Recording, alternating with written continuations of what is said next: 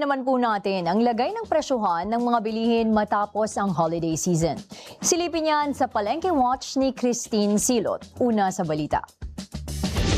Pasok sa inilabas na Daily Price Index ng Department of Agriculture kahapon, January 6 ang presyo ng ilang bilihin dito sa Balintawak Market ngayong araw. Sa meat section, mabibili ang kada kilo ng ribs ng baka at tapadera sa 380 pesos, habang nasa 380 hanggang 470 pesos ang kada kilo ng petsyo. Sa baboy naman, 270 pesos per kilo ang pata habang 290 pesos ang per kilo ng pork chop at kasim. 160 pesos naman ang whole chicken, gayon din ang kada kilo ng quarter leg. At sa isda, mabibili ang salmon sa 80 pesos per kilo.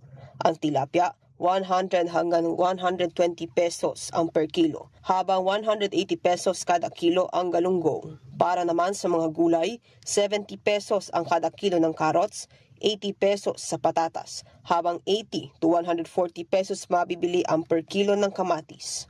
Nananatiling stable at pasok sa price index ng DA ang presyo ng bilihin, kaya naman inaasahang makakabili pa rin ng abot kayang produkto ang mga mamimili. Nauna sa balitang totoo at laging bago, Christine Silot ng D1 1206 para sa Alauna sa Balita ng Congress TV.